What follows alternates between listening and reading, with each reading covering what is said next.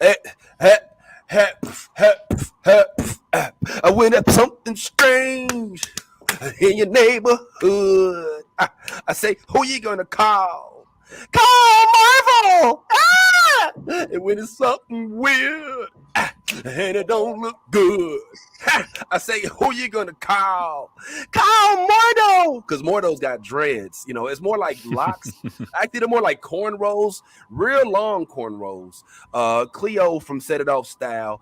Man, what's going on, bruh? Yo, it is a strange week.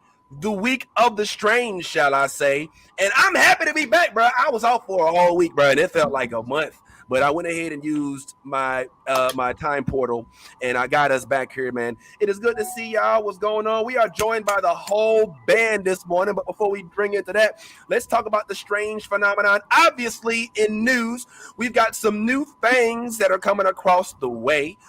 This week it was announced that the Game of Thrones had a new trailer that came out just yesterday. Also, speaking of strange things, Strange New Worlds premiered on Paramount Plus, which is a hidden app, one that they're, I believe, overcharging for, but hey, it is what it is.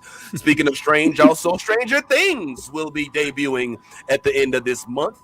And not to just say these things happen, but of course, in addition to Doctor Strange dropping just this week, we also got to see in other Marvel things a dope finale of Mr. Moon Knight himself. But for right now, let's stay cued in on Mr. Doctor and what did we call himself? He's a sorcerer, Strange. And yes, we are here to talk about it live with all of the Blurred cast, bro. As usual, I'm your boy, the real Vince Taylor. What's happening, Blurred man? We got folks in the house. We got Tyrone in the building. What's up? We got Stephanie in the building. What's up? We got Ty in the building. What it do? And then, of course, the founder lady of the ball, Miss Yaz. What's popping? It's a whole Blurred cast. We all here, baby. Ow, what it do? And I'm all jacked up on Mountain Dew. You're ready to talk about. I just saw this movie, bro, and I can't wait to talk about it. So, Yvette, could you go ahead and introduce us, please? Hey, guys. I love the new Blurred Order. You should, too. Whoa.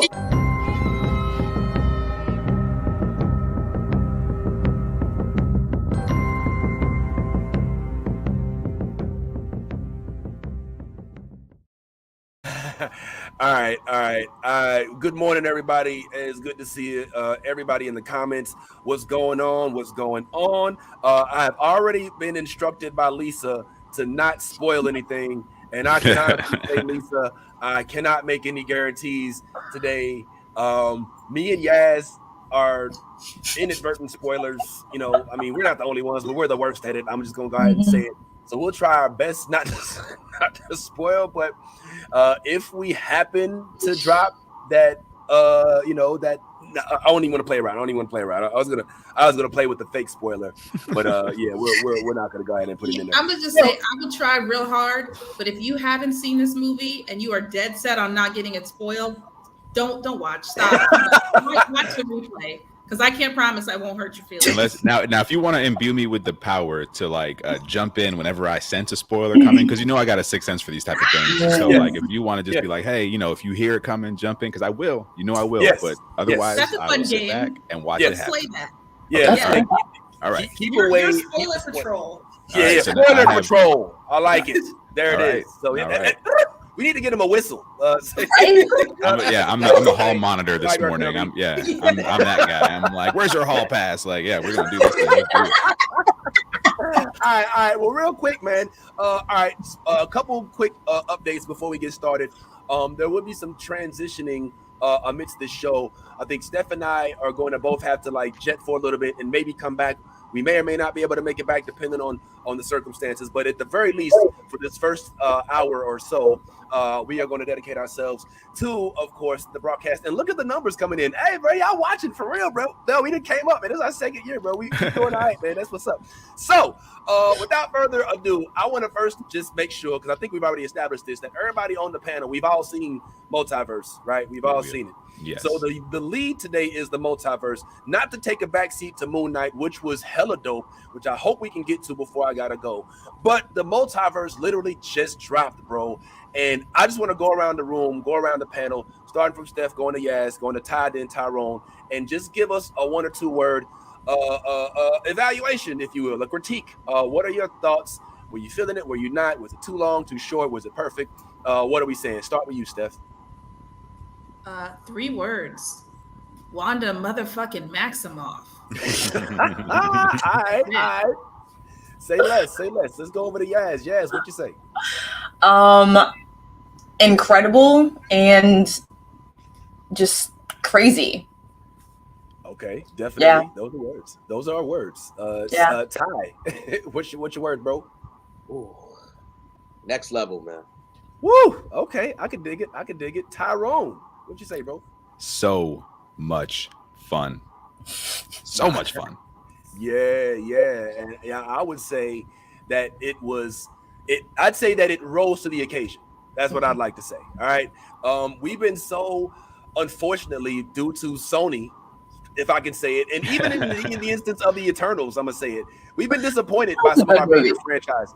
I again don't think Eternals was as bad as everybody made it out to be, but that's just me. But in this particular instance, this is one that we all have. Even Stephanie, who I was expecting to be like, well, when I woke up, the credit scene actually had me. But Stephanie, I think that there's a kindred spirit. I think for mothers, that there's something that this may do that I can't speak to. You know what I'm saying? Like the power. All right, there's a.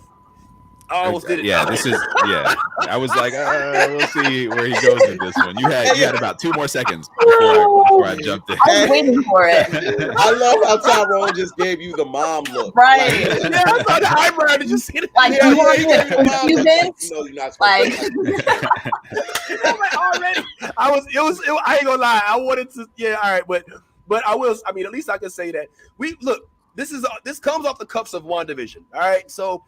All right, let's assume that if you have seen it, we can at least talk about WandaVision. It was the first Disney Plus release for Marvel. So, I mean, good Lord, that's almost over a year ago that we were exposed to that. So I can talk about what happened in WandaVision. And in WandaVision, all right, we were given Wiccan and Speed, all right, and Wanda became a mother, okay? So that is established. Wanda is a prominent character in this particular show, in this particular movie. But my God, does she have range? My God, all these years we've been looking at Mary-Kate and Ashley, Right. Full House, and all the little movies they made that went directly to Redbox, and all this time it was Elizabeth who harnessed all of this talent, in my opinion, because I mean, let's keep it real. Like, she has one of the most dynamic characters in this particular movie, as far as I stand. I mean, let's talk about Wanda from the WandaVision show. Wanda, not only is she one of the most strongest, one of the most powerful beings in our 616 universe, but she also is a lover. She's created everybody she loves. She basically is manifest on her own, because the people that she loves in her life, her story is so tragic. She lost her mom, her pop, her brother. You know what I'm saying? She has nobody.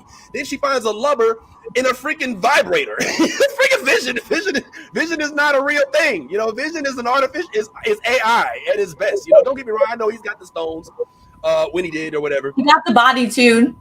Yeah, well, I mean, yeah, but it's not a real thing. I mean, he's not. It's not. Paul Bettany's actual person.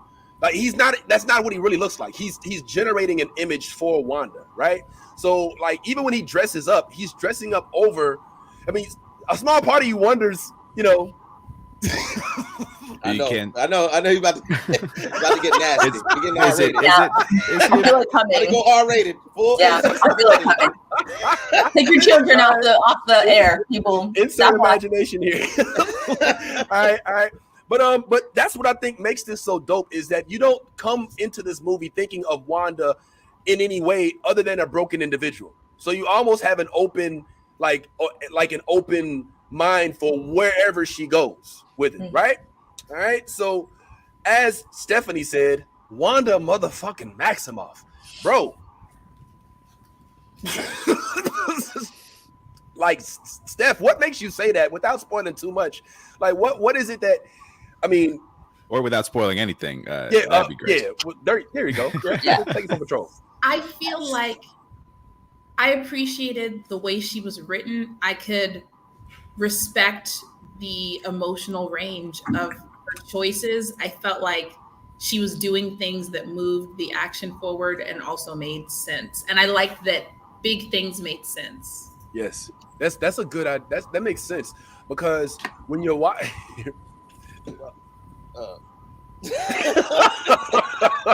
Well, damn, man. You about to, yeah. Anyway, We're gonna rewind and we're gonna act like that. We didn't see nothing. Sometimes people do things and it feels like they wrote that in because it's a great set piece. It's an exciting scene, but I was able to buy into it because her motivations made sense to me and everything she did.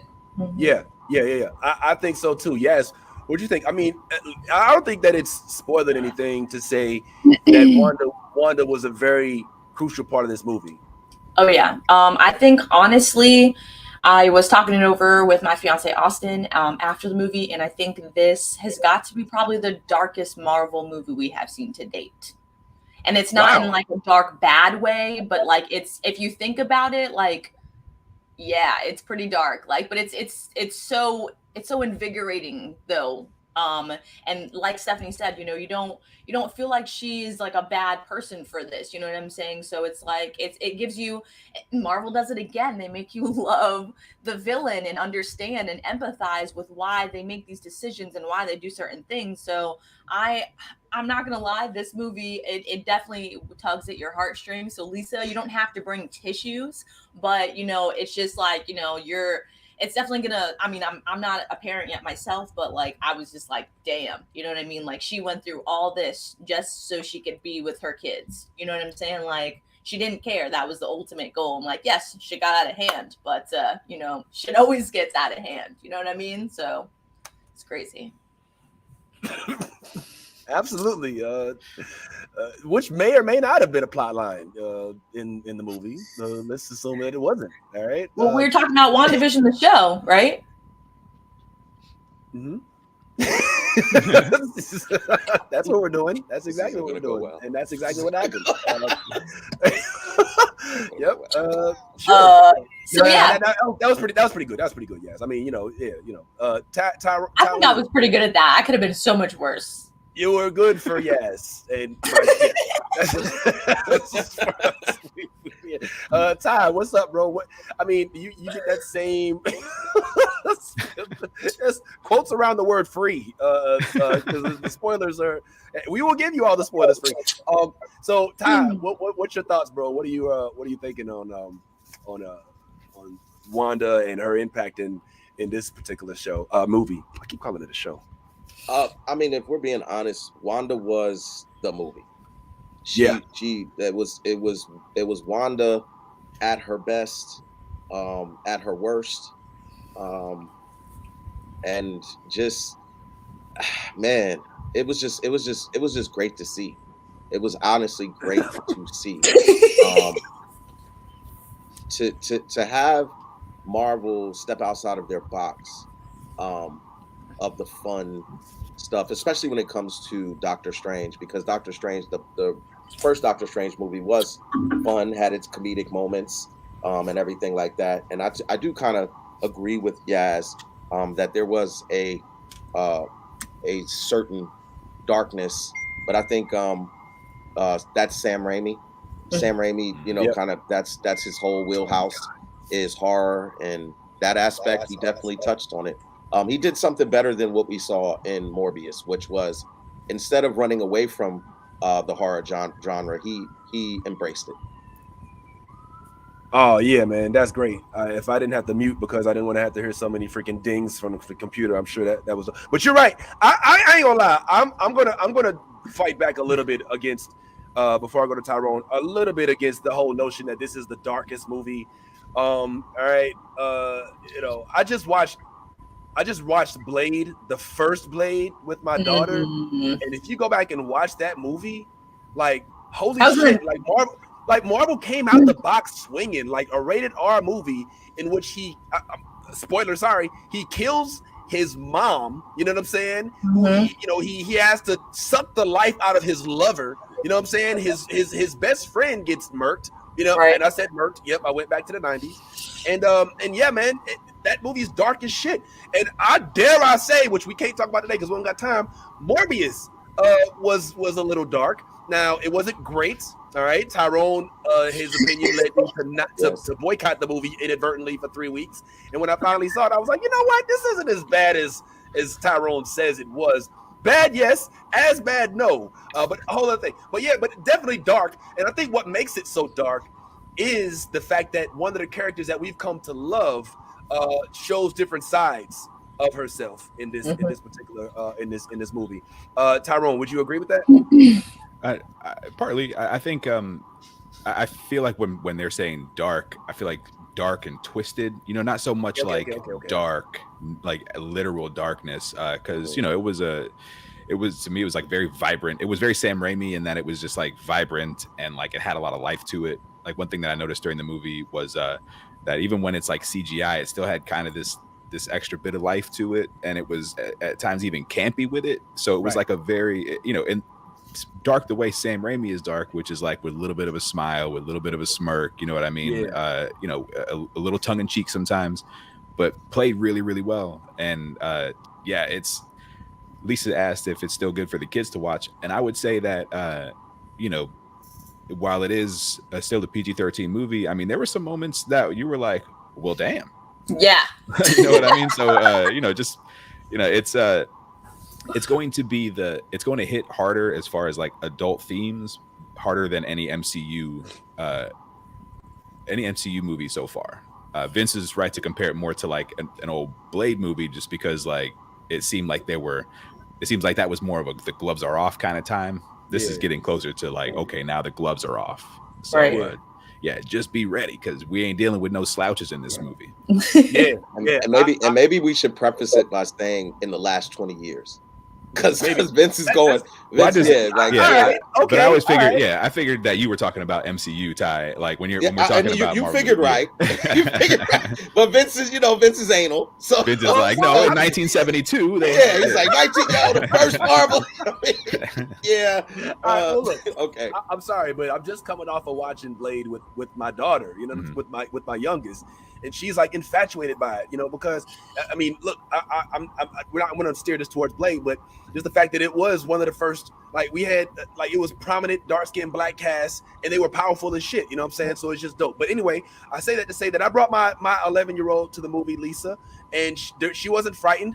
She cried. All right. I'm not going to tell you why.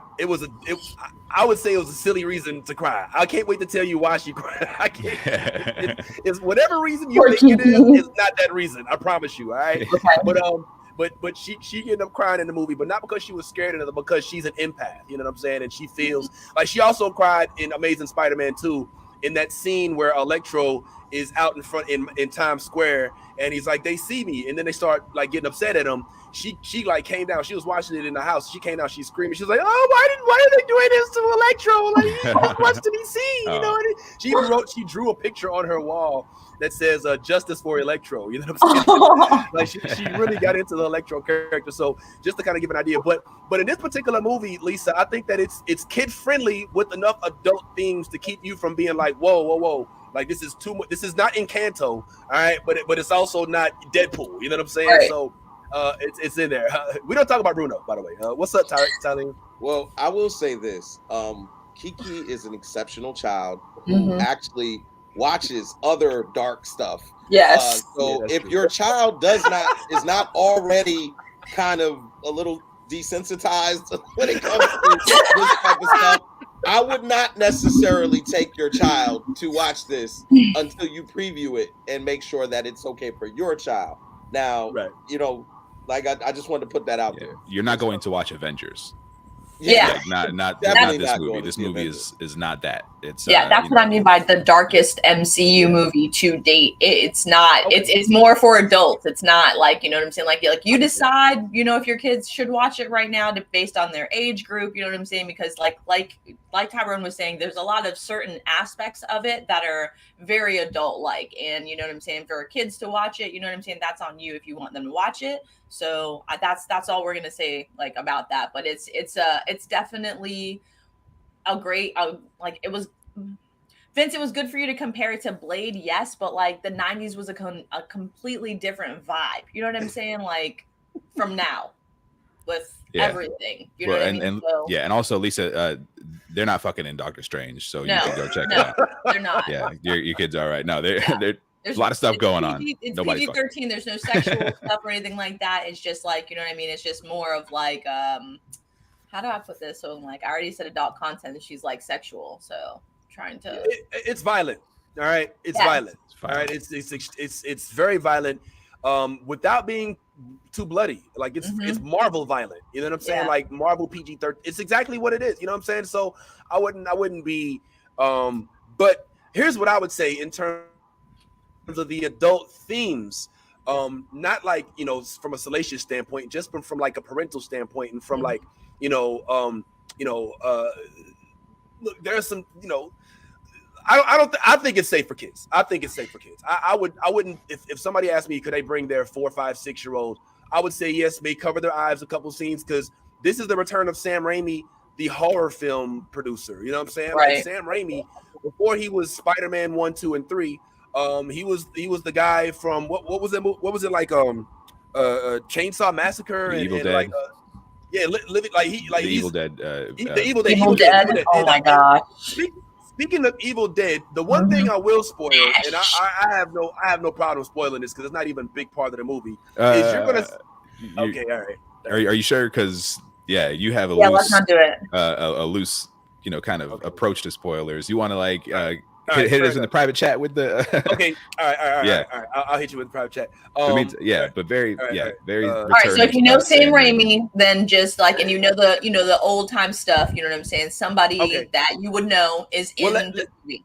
Yeah, there you go. I think cameo, but it's a mini cameo. It's pretty funny, actually. You know what I mean? So when you guys see it, you'll understand what we're talking about. But if you know Sam Raimi and you know his old school movies, which Austin is a big fan. We're getting real close to just saying it, by the way. Well, I think you got to be embedded in it to really get it. If you, well, look, it's no secret that I'm not a Spider-Man fan. I'm a fanatic. Like, it's ridiculous. I got a Spider-Man tramp stamp. If you know me, like, it's all crazy. Just kidding. But this there is a resurgence of somebody from that world, which I thought was pretty cool. But outside of that, in terms of cameos, in terms of appearances, this also doesn't disappoint. One of the things that we've been given in this new Marvel age is this new era of over spectating or over like speculating on what could and couldn't be. Okay. Absolutely. Like we were given some Easter eggs, we were given some seeds of what could and could not happen in this movie. And let me just say, what you think is going to happen may not happen, and what you don't expect to happen probably look, bro. Look, all I'm saying is like, yo, look, man, if you won't be disappointed if you are a fan of Marvel movies, in a collective, whatever universe there may be. You're getting something out of this movie because it touches all the Marvel universes. I feel like we just need to move on because, this is trying so this hard. Is hella frustrating. I'm gonna be honest with y'all. Like, I did not come here today to not be able to talk about this movie, and it's really frustrating to see us sitting here beating around the bush, all about. Let's move on, man. Because this is hella. Okay, yeah. Look, it's folks that are like, all right, look. All right, let's move on to Moon Knight. Everyone's we need to practice. We need to practice being able to talk about how we feel about things without recounting actual scenes from movies. But do we though? There is. That's what I'm saying. Do we? Because we got people in the comments asking, please don't put out. We got full on Easter eggs. Everything. Like, I know there's people out here that dodged it. And listen, kudos to y'all because I had to dodge it too with paper bag style. So I get it. But this is a show that we discuss movies, especially when they first come out. So to not be able to talk fully on and go in with the excitement that I had for this movie is hella frustrating. So and I feel like somebody's gonna slip in a minute. Like I know I'm about to blow. Yeah, you're probably right. So, I think it's fair. That's fair. I think we can move forward without. We can all say that we've given an opinion, and before we accidentally slip up and say something that could, mess up your movie going experience, we'll go ahead and move on. But I do want to at least say one thing.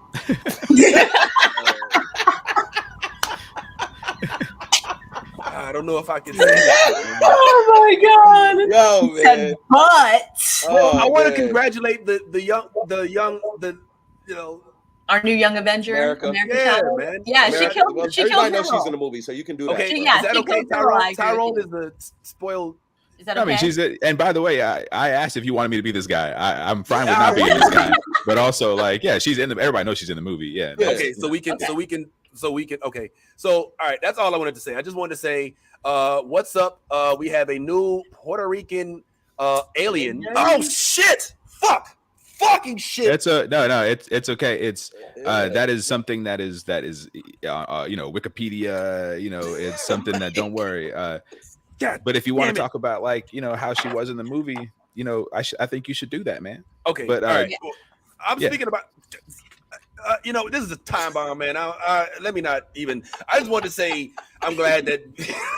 I tell you what, we could do if y'all want to talk about it. We could put a banner at the bottom of the screen that says "Doctor Strange spoilers," right? Yeah, okay. And then if anybody doesn't, okay, I don't all want to spoil. I'm trying to help. I'm trying to find a nice little middle ground. No, you are the middle ground, my friend, and you're killing it, man. Thank you, because you've already stopped me. That's a terrible mutant power, by the way. If my mutant name is the middle ground, I'm like, that sucks, man. I'm not even welcome. Can we at least talk about some of the stuff we saw in the trailer? Like, can we talk? I mean, we've already discussed. No, because it's gonna no. Yeah, like I mean, honestly, man, like I mean, like as much as I like, this is hella frustrating because I'm telling you, like I came out of that movie yesterday, like we're gonna fucking go full on and talk about this shit on Saturday, only to pull up to hit the gag order. I got a gag order put on me, like yo, so like bro, like yeah, man, let's move on, man. Well, I don't think it's any secret that America Chavez makes an appearance in this movie, so let's just leave it there. And I just wanted to at least acknowledge it because Marvel in 1 week has given us two new heroes of different ethnicities, and America Chavez being one of them, and also in Moon Knight, which we'll go ahead and transfer over to. We now have what looks like our first Egyptian. First of all, can we talk about Moon Knight? Like it's been. Lisa hasn't seen Moon Knight either, but hey, Lisa. Hey, look, Lisa, look. I love you, girl. But we're not about to do this. What do you do during the week, bro? That came out on Wednesday. Yeah, Lisa. And it's the finale too, Lisa. Like I don't even know if I'm gonna be here next week. I'm gonna try my best, but it's probably gonna be very pixelated because I'm gonna be broadcasting from the Bermuda Triangle. But this we got to talk about the Lisa, we're just messing with you. Lisa, oh man, I'm with you, sis, in solidarity. I too did not see Moon Knight, so but we're busy. She's been moving, and and she also is not a big fan. Just didn't want to. So yeah, she's not a huge fan of Moon Knight. Now, so I can say with some confidence that that Moon Knight is something that we can spoil, right? Tyrone, okay. I don't decide whether or not we spoil. I just decide what actions I take based on what y'all say. Because my whole thing is, if we tell the audience we're not going to spoil something and then we do, that's on us. A problem. So so if we are going to spoil, all we got to do is be like, yo, we spoiling. We can switch the banners after, you know what I'm saying, before we live. Yeah, that's all I'm saying. Like, because I feel you, Ty. Like, I want to talk about the movie too. You know what I mean? So I understand. I feel what you're saying. But I just want to make sure that whatever we communicate to the audience, I want to make sure that the comment section don't come for us. That's all. How about the last 30 minutes? We can do our spoilers. Is everyone okay with that? Nah, I don't think we should spoil this week. I think we should give it a week. I think we should give everybody a week. Since this is a live broadcast, and then if we want to do something afterwards, maybe. But on this one, now let's look. We're just rating it. Probably won't the multiverse be available next week. Well, I mean, it's all good though. I'll do my best. I mean, whatever. But I don't want to be. look, there's already people who are like tuning out because look, I don't want to, I don't want to spoil it. And that would have been me, you know what I'm saying, if I hadn't seen it today too. So I get it. But it's been at least 3 days since Moon Knight came out. So I think that we can safely speak on that. And if you haven't seen it, then I suggest you definitely go check it out. Moon Knight. Can we rate the movie? Like, can we just rate the movie at least? Let's rate the movie. Sure. All right. What do you say? What's your rating on a scale 10 of 1 out to 10? 10 out of 10. Actually, you know what? I'll do a 9.5. And the reason I'm doing a 9.5 is because I felt like I needed another 30 minutes. You needed another what? 30 minutes. Just give me 30 minutes. Oh, wow. Jesus. Just another 30 minutes. Really? A whole another 30 minutes? It was like 2 hours long. It's a Marvel movie. Well, when something is really, really good, I like to go back and, you know what I'm saying? So it was like, I thought it was so good that it like, I wanted that extra. Like, give me, I can't say what I wanted to get, but like, just give me 30 more. Okay. Give me 30 more. Why not? All right. What do you think, Yaz? What rating would you give it? I would give it a 10 out of 10. Cause I've been loving the Scarlet Witch since day one. So yeah. Even in black and white, she was even in black and white, she was fucking dope. I don't care what you say, Tylee. Steph, what about you? What kind of rating would you give it? I give it an 8, which is a high score. High. Black Panther is a 10, so I give it an 8. Wow. All right. That's high praise, Dr. Strange, coming from. It's because of the dude with the dreads. That's why. What was his name? I don't think she was. Somebody, whoever did his wig, needs to talk to Tyler Perry Studios because that was a good cornrow wig. That was a solid wig. Oh man, I want to put the picture up, but I'm scared. I don't know if it. Can I put the picture up? What, a picture of Mordo? We know Mordo's in the movie. We know Mordo on here. Yeah. Or they could have talked to the people who did the Moon Knight, like the fucking the Gators dreads looked on point though. Just saying that. That's great. Tyrone, what about you? What's your rating? Yeah, I'm gonna go 9 out of 10, but like very enthusiastically. I would say like as a film, like it was, not perfect as a film, but like I loved every second of it. Like there wasn't a second of that movie where I wasn't just excited and happy that I was watching it. I had such a good time watching this movie, and I'm like Ty, like where I felt like it was an absolutely complete movie. I don't think it was missing anything, but if they gave me another 20 minutes, I would be happy as hell. You know what I mean? If they were like, "Hey guys, here's some more movie" at the end, I'd have been like, "Thank you, man. I was hoping." You know what I mean? I was. Again, it was a complete movie. It was great. No complaints about the movie itself, but like, it's if you just had a good ass steak and somebody's like, "Hey, you want a little bit more steak?" I'm like, "Yes, I want a little bit more steak." Absolutely. So and that's how I feel about that movie, and that's a good thing. That's a compliment, without a doubt. That definitely is. Yeah. So a very, very enthusiastic 9 out of 10. Who's Nailed it, Sam Raimi. Probably Minnie. Facebook user who Minnie gave us that. Name yourself. Probably Minnie. I think that's comments look like Minnie comments. Those look like Minnie comments. That's not Minnie. You're in jail again. That looks like I've got to learn about it. That's probably Minnie. Minnie, because it was Facebook user when it said Puerto Rican and Mexican, and that's Minnie. Is there Minnie? Minnie's. Yep, It's me. Definitely Minnie. What are you rating it, Vince? I'm giving it a 9 too, yo. I'm gonna give it a 9. I do feel, for those of you who know me personally, I don't eat a lot. It doesn't take a lot to get me full. I was satisfied for my appetite at the end of this movie. I didn't need another 30 minutes because, frankly, I think that the point was made. And some of my favorite parts weren't even long-winded. Like, they were glimpses. You know what I'm saying? Like, they were like, whoa, oh, shit, whoa. And then you're just like, and I think y'all know exactly what I'm talking about too. There was a moment where I was like, "Oh shit! We were all in that moment. Everybody in the theater was in that moment. Yes, I was like, "What? Oh shit!" At the same time, like, yes. You know what I'm saying? I raised up out of my seat, Vince. I was like, "Oh shit!" I leaped up. Yes. I was like, "Fuck." yes, please, yes, God, yes, Lord, yes. You know what I'm saying? And you're just like, holy shit, like that, like yo, and y'all talking about that Pepsi commercial, right? Right before the movie starts. That's what you're talking about. The way those bubbles was popping, I was like, I want a Pepsi now.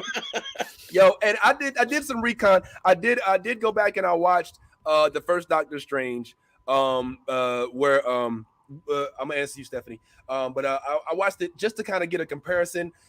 And I remember why I didn't like it as much, because I thought that the first Doctor Strange was a little abbreviated. Like they jumped from the dude who was harnessing the power for Dormammu to Dormammu, and then he defeats Dormammu like so quick. I mean, in an endless loop.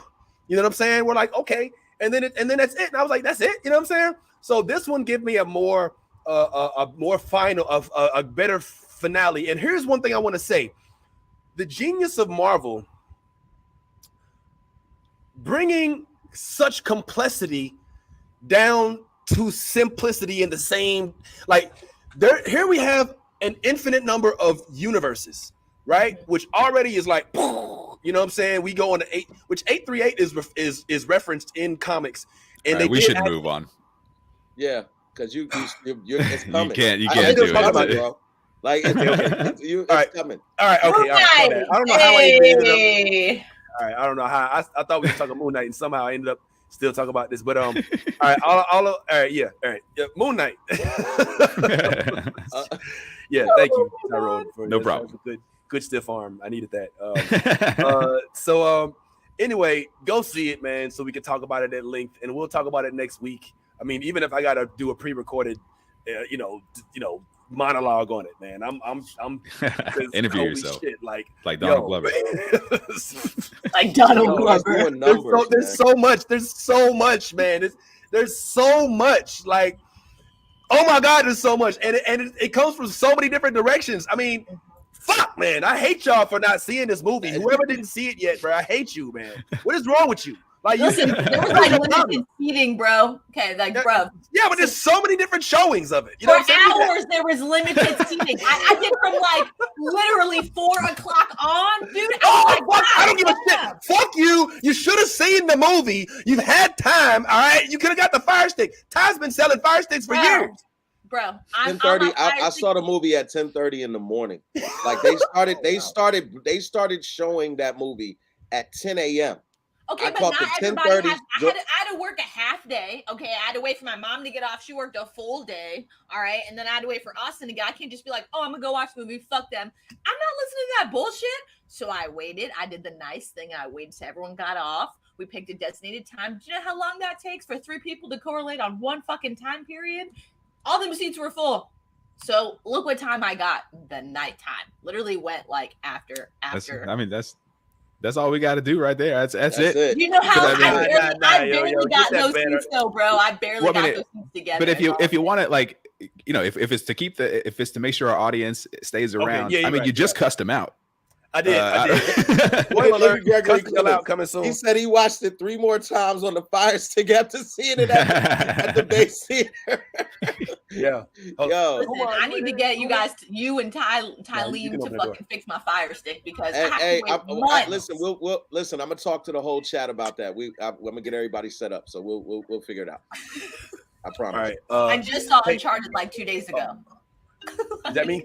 Okay. All right, guys, give me just a second. I gotta do something real quick. I'm gonna step aside just for a second, getting a call about a personal issue here. So bear with me just a moment. Absolutely. Take your time. While that's going on, so we won't move on quite yet because we won't move on without Vince. But I mean, I feel like I could give you guys a little bit of a spoiler-free review of how I felt about the movie and things that stuck out to me, but that weren't scenes in the movie. Again, I was talking about the special effects and how there were some times where the special effects, I don't know if y'all will agree, but you're like, that looks like a little bit cheesy almost, but it looked very intentional. You know what I mean? There was a scene that almost reminded me of Sam Raimi's Spider-Man movie in the way that it was just like, this looks like a comic book. You know what I mean? Like it looks very like cheesy and comic book like, and I think the whole movie was like that. It felt like watching a comic book. I think this was the closest Marvel movie I've seen, period, that had like the pacing and the visuals of an actual comic. I was like, damn, every scene is just visually just busy. It's, you know, you're looking at the background, you're looking at the foreground, like there's something going on everywhere where you're like, and they really worked on every frame of this movie to make it look just glorious. Like it looked great. It popped. And I saw it in 2D. I didn't see it in 3D. Did y'all see it in 3D at all? No, I didn't watch it in 3D. Yeah, so I don't even know if it plays even better in 3D, but like it was fantastic in 2D visually. So much fun. To the, you know what I'm saying, different worlds, you know, like how like America uses her powers, you know, like I think yeah. So we can't. I'm trying. I can't do it. Let's just move on. We can either. So man. My favorite part of Moon Knight was when. All right, so for real, man. Let's pivot to Moon Knight because I'm gonna have to jet out here in a little bit. And thank y'all for working with me on that, man. And then I'm gonna take a quick hiatus, and then when I come back, you'll see me driving on the way to the port to jump back on the ship. But for right now, man, the most I can say is just go, goddammit, go and see. If you haven't already, go see Doctor Strange. It is the best Marvel movie out in a long time. We can all say that. All right, best Marvel movie out. I would agree. Steph gave it over a 5. You know what I'm saying? So that's all you need to know. You know what I'm saying? She did not cuss out.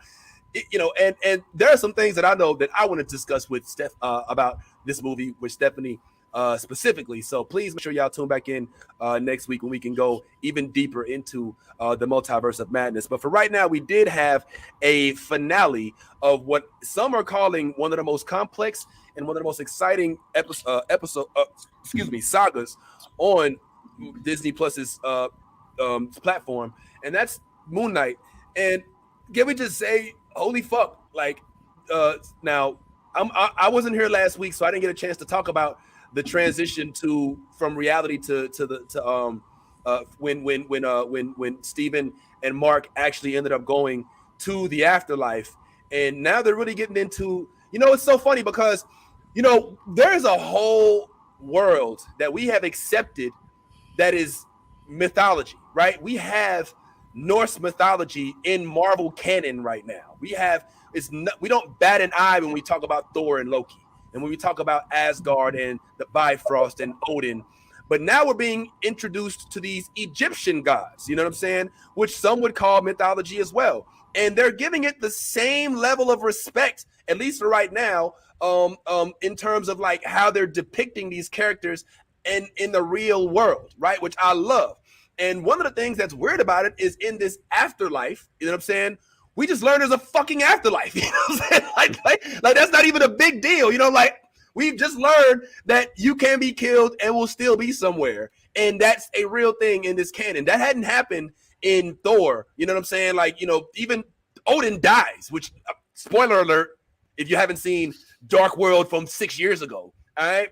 But this is intriguing to me. But one of the most intriguing things, if I could just go straight to the crux, and I really want to go to Yaz about it, because I think you're just as excited about this as me, is that they have been teasing us about Jake Lockley for like the last. They have been like this whole season. They have been low key teasing the shit out of us about Jake Lockley. Right now, Jake Lockley, for those of y'all don't know, is one of the alter egos inside of what we've learned to be Mr. Mark Spector. Mark Spector's who in this last couple episodes we learned is basically he's the originator. You know, we thought that he was, you know, potentially a facet, but the way they introduced it, which was brilliant. Okay, can we admit that they introduced Steven as the main character and made it as if Mark was a sideshow in Steven's universe. Turns out it's the complete other way around. All right. Yep. And so now we learn, heartbreakingly so, in an episode that frankly damn near made me cry. I'm gonna keep it real because there's child trauma involved, there's death, and survivor's remorse is a real thing. It sucks, it hurts when somebody close to you dies and you feel like you could have done something to prevent it. It fucks with you. All right. It drove me mad. I'm gonna just say it outright. It fucked my head up in a couple instances in my life. So when I saw that was happening to young Mark Spector, bruh, it kind of fucked me up. And it also makes sense because you do want to try to create a safe space in your own brain for you to exist where these things don't haunt you. But to happen at such a young age is like so crazy. So I'm just wondering, like, yes, now that we know that Jake Lockley is here, now that we know that Jake Lockley has been here this whole time, like, how do we move forward? How do we even wait? You know what I'm saying? Like, and also, could you maybe, because I know you pay close attention to this, clue us into some of the instances that we saw Jake Lockley and didn't even realize that we were seeing Jake Lockley? Okay, so first instance that we kind of, I feel like, definitely has seen him was in the sarcophagus. You know, when he found Steven in the sarcophagus. Jake was in the other one, obviously. You know, that he was fighting to get out. Well, he wasn't. I did want to say I watched it back. He wasn't fighting to get out of that one. He was just chilling. I feel like Jake has a lot of control that the other two didn't have, so he was just kind of chilling in there. Like Steven was fighting that one. That's why Mark went and let him out. They walked by the other one and it was just standing up still and there was no sound. Okay, you're right. My bad. Thank you for that. No but that was, you know, one instance there. Another one was when they were doing a flashback and he was in a doctor's office with Harrow and he literally looked like the shit got beaten out of him. He had the tape on his nose. And he grabbed the what was it, the paperweight, the triangle, you know, paperweight like statue, and like literally tried to like jam it into his eye and kill himself. That shit was crazy. And he was just like that was nuts. And you know, we've obviously seen him killing people, and them Mark and Steven are not understanding like how they're getting out of certain situations. You know, like for instance with the first episode with the cupcake truck, Jake was there. You know what I mean? Like if you think about it, Jake has been there through almost every instance that they've gotten to a tricky time, and they just have not noticed that it was Jake, or they just didn't want to acknowledge it. Let's just say that. Yeah, you know what I mean? Like they knew something was going on, but at that point they were like, we're just gonna like not acknowledge this, so we're just gonna like keep it going. You know what I mean? Like obviously, like it wasn't me, it wasn't you. So, like who was it? We're just gonna let it go. So there's definitely a lot of things, you know, like that that's going wrong with Steven and Mark's life. That Mark is realizing that, you know, Jake is there, but he's not really, you know, saying like he's not like there like Steven is. He's that manifested himself. You know what I'm saying? That he knows of. So yeah, definitely the ending scene with seeing him in the car though, like that was crazy. Actually, like getting to see Jake with his hat on, you know, and like speaking Spanish. Oh my God. Like, my heart just like, But I know definitely Tylene was like really excited for Jake Lockley and like his appearance and stuff like that on the show. So Ty, what do you have to say about it? Shit. Nope. You know, I don't hold this show as high as you guys do. What? Nah, absolutely not. I will applaud Oscar Isaac's acting prowess. I will definitely applaud that. I think he's an outstanding actor. He's extremely talented. I will give him that. What I do not like is the same thing that I did not like in Boba Fett. You gave us a Moon Knight show. Where the Moon Knight character itself does not appear often in this show enough for me. Now, I get that we are breaking down all of the personalities of Mark Spector, and that's great. But in the season finale, the most exciting thing for me in the season finale had nothing to do with Moon Knight. It was Layla and the introduction of her new character, her suit, her powers. I thought was amazing. The fight scene at the end, where Mark and Steven alternate being Moon Knight and Mr. Knight. I thought the fight scene was good and very good, actually. But that was the first time we actually really got a chance to see them do this hand-to-hand combat in a way that like looked almost martial arts wise, it kind of took a martial arts twist, and I thought that was pretty cool. What I don't like is the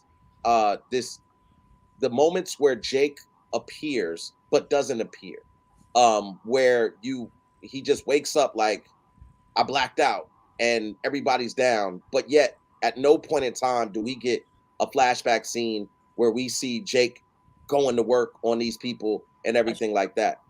There was a lot of holes in this. I also had a problem with this, being an Egyptian film, yet there were no black people, and the black people that were introduced had English accents. I don't know what the fuck that's about. You know what I'm saying? But if your whole idea is that we're going to do an Egyptian film, because I think Mohammed Diab is Egyptian. I'm not sure. But if that is your thing to say that this is going to be an Egyptian gods themed film, then let's stick to it all. Don't give me the avatars that are all speaking with British accents. When your whole thing is that you're saying that I want to give representation to the Egyptian people. At one point in the scene where the young girl says to Layla, "Are you an Egyptian superhero?" and she says yes, I thought, okay, cool. They're tapping into that Egyptian part. But then when you go in the scene before that, where she's in the background talking to one of the avatars that was about to die, he had a full-on English accent. And I'm just like, these little small things, for me, they may be trivial to some people, but I'm just like, when you really are watching these type of things and you really are talking about how extremely well written something is, then that part needs to be addressed as well. Like those type of things need to be addressed. And so I don't really appreciate that part of it. I didn't appreciate that part of it. And so for that reason, I didn't really tap into it. I don't like the Moon Knight character itself. I don't feel like they gave us enough for us to fall in love with it. Like I fell in love with Oscar Isaac, but the Moon Knight character himself, it didn't give me that. They didn't give me that, like in the season, especially in the season finale. I thought Layla stole the show in the season finale. Yeah. Well, hey, these are. I don't disagree. It's so interesting how some people don't even remember that Egypt is in Africa. Like sometimes folks have to be taught. Like, no, it's not Africa, it's Egypt. Like, you mean Egypt, the country that's in the continent of Africa? You dumb fuck. But whatever, I get it. And yeah, I shared. Look, Egypt is a very complex place, because Egypt is almost like America before America was America. You know what I'm saying? Egypt, although it is rooted in Africa, it became a helm for knowledge, right? People would go to Alexandria, Greeks, Romans. They would all come and learn astronomy, astrology, mathematics, science. They would learn how they were preserving these kings, these pharaohs, whose some bodies, which this is one of the things that they delved into, were still preserved through the mummification process, because they believe that you kept your body alive, then you kept your spirit alive.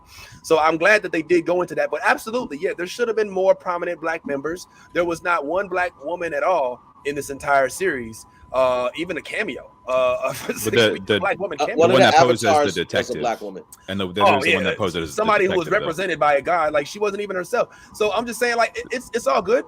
Go ahead. Yeah, not to say, oh, but there was one, but like there just to because there was the woman that posed as a detective that came and got Stephen Grant from his place and stuff. You're right. But, My apologies. But if we have to count, that we're still not doing great. You know what I mean? We'll throw him a shot of almond milk for at least considering this. But this is a series that, after the second episode, was based in Africa. Okay, let's just say that it was based in Africa. All right, it was based on Africa. I mean, a lot of people like to separate Egypt from Africa, but these are African deities, these are African gods, these are African concepts. Even on the walls, you'd see some of the paintings inside of the Great Pyramid of Giza. You saw dark-skinned figures painted on the wall. So yeah, one would beckon to say, well, listen, they should be more prominent in it. Now, having said all that, I still loved it. All right, I loved the fact that they delve into mental health, which is something that I'm very, very up on, because it's not really spoken of much. Shout out to Patrice in the Spiritual Lab podcast, and they think about things like that, and other places and other platforms where they spotlight. And even Multiverse just recently did like a self-care episode. If y'all aren't watching Multiverse, you're missing out every Wednesday 6:30 Eastern time. But this spoke to that, and I thought that this was an instance in which I was happy with Marvel not being afraid. And the other thing that I was really happy about, frankly, and this is just me being selfish, and then I'm gonna have to jet and come back in a little bit after this, is the fact that they embraced death. Now, as morbid as that sounds, one of the things that we like to see in, like Peacemaker and all these other shows is when, they're not playing with kid gloves. You know what I'm saying? Like, these motherfuckers were slicing through. This dude, Jake Lockley, was not playing around. Like, he one of the first scenes where I get their names mixed up, but not Jake, not Steven, but Mark Spector. He's jumping over roofs and shit, and he gets to this group of folks who are messing with this dude. They're like, "Oh, you killed him." You know what I'm saying? I needed to talk to him. And then one of the funniest things that happened, in my opinion, I think this was funny, even though it's kind of fucked up, is and this is, I actually like this because it took away from the God's omniscience. Freaking Khonshu says, "Take the boy to the ledge. He'll talk." He'll talk. And then he takes him to the ledge. And he's like, "Who is it? Who told you to give?" He's like, he cuts it off, and he's like, I thought he would talk. Like, he didn't even know. You know what I'm saying? Like, the gods are imperfect, which I love. You know what I'm saying? So I love this universe we're exploring. I love the fact that we're basically dealing with somebody Stephanie would probably describe as, was it multiple person? What's the correct term psychologically for somebody who embodies multiple beings? I know it's not schizophrenia. That's a lack of reality. When you are actually multiple people in one person. I think it's just multiple personality disorder. Isn't it? Didn't they change it to dissociative identity? I was gonna say, yeah, it's DID, isn't it? Dissociative disorder. Oh shit! I knew something that Tyrone knew. God damn. Yeah, man. Please don't use me for a benchmark of knowledge. You will disappoint yourself more. Like, I'm stamped that shit. I learned that in Split. That movie Split. The DID. Oh snap! Okay, yeah. Well, that's crazy. Well, I just think that the level of complexity that this show has delved into, it's unmatched from any other Marvel series, with the exception of Legion. And even in Legion, it was oh my God, that was so deep. It's hard to follow. This one was a little easier to follow. I really did enjoy the fact that, once again, even though she's not of darker hue, that they do have an quote unquote Egypt. It just shows that Marvel is not waiting until things become prominent to start going a certain way. Nobody was sitting there saying Asian, we got Shang-Chi. Nobody was saying black, we got Miles Morales, we got Blade, and here they got Egyptian hero, and blah. Go ahead, Ty. Mental health has been a theme of Marvel with these TV shows thus far. For Phase 4, yeah. They did it in Falcon and Winter Soldier. They did it in WandaVision. They did it in Loki, and they're doing it again in Moon Knight. So this is not anything new whatsoever. What are they doing in Falcon and Winter Soldier? They literally spent time in it. Literally spent time about like it and like how the police just come and like, I'm saying, like, it doesn't matter what we're doing. We could be doing nothing wrong, I'm saying, and like, we'd just be profiled. It was a whole series. What are you talking about? Yeah, well, I think the excitement for this is kind of like go ahead. Hold on. Look, I don't remember them. I remember them being they were in like relationship counseling, and there were racial issues. There were issues with loans. Issues with inequality, but I don't remember somebody having a diagnosed somebody who I don't remember there being somebody who said, yes, I'm fucked up, and who is receiving treatment for their mental. Bucky? That's exactly what he said. Yeah, That's Bucky exactly had a whole what he said. going, Winter Soldier was like, I'm fucked up. Yeah, like, he's like, literally, he was mad, bro. Like, that's what I'm saying. Like, yeah, man. Yes, like, he was mad that Steve chose Sam. You know what I'm saying? He didn't understand why Steve chose Sam, and it's because Bucky's mind has been literally fucked with for fucking hundreds of years. You know what I'm saying? Like, he literally has been a fucking a machine for people to fuck with. Okay, well, all right. Let me just.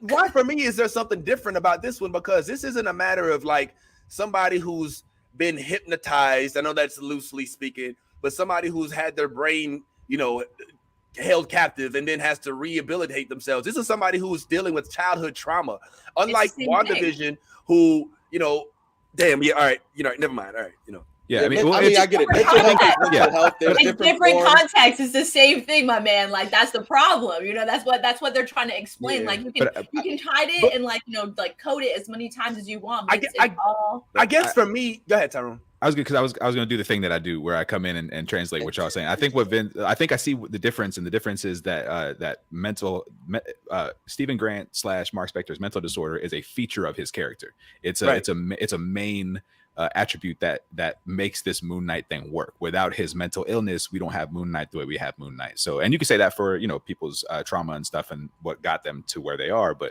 this is like a whole thing. Like his mental illness in this case is directly tied to the way he, you know, the way he uses powers and the way he's being manipulated by Khonshu or whatever else it is. So maybe because it was such a feature in the forefront, it seems so different, that it wasn't just like this B story. It wasn't something that we kind of get into in off scenes here or there. Like, this was very much front and center the entire time. Maybe that's why it felt different. Yeah, right, like, exactly. Maybe, but I just wanted to make sure that it was that, like, because this is nothing new, right, that Marvel's doing with their Disney Plus series. The theme of these shows has been mental health. WandaVision was the first show that came out exploring her mental makeup, a broken individual that has not dealt with her losses, her trauma, all having to do with mental health. They followed that up with Falcon and Winter Soldier, tapping into the Winter Soldier's trauma that he's been dealing with from all of this programming and everything. Now having to adjust his life to being without programming and fundamentally trying to live in a society where he feels like he doesn't know anything about. Thirdly, we go into Loki with the same stuff, where Loki has mother issues and all of the stuff and father issues, the stuff that mental health is predicated on. Again, we move to this, and it's the same thing. I don't care. It's not the same though. It's not. That's what we're saying. Health is the theme of these shows. It's child trauma. How it grows into adult trauma. That's what the whole thing is. It's mental trauma. If you don't fix it at the root, it will grow and manifest into bigger things. That is what they're trying to explain. That Marvel in Phase 4 is trying to explain. Mental trauma can literally manifest into so much more things.